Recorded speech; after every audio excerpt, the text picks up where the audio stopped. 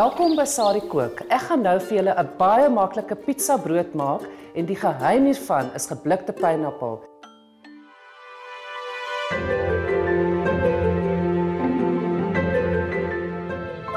Eerste begin ons met ons tomatiebasis.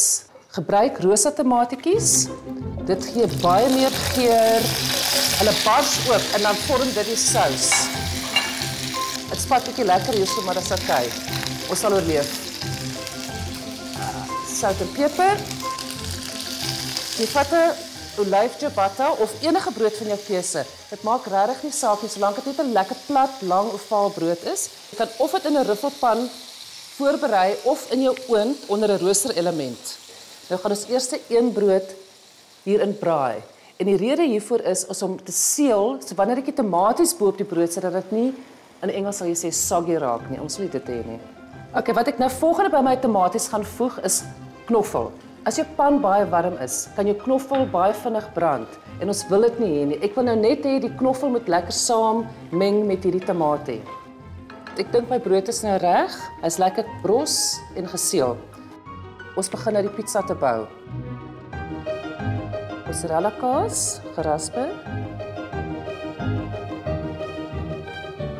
Probeer baie dun gesnyde ham kry en dit sit jy net bo-op.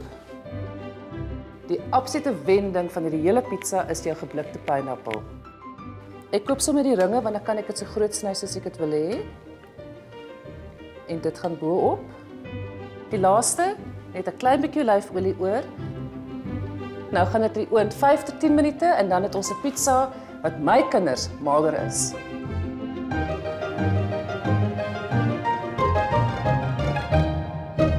Wat ook al die seisoen, ingelegde vrugte is reg om enige tyd te gebruik.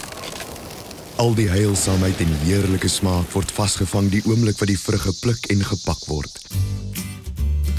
En dis wonderlik wat jy alles kan doen met ingelegde vrugte.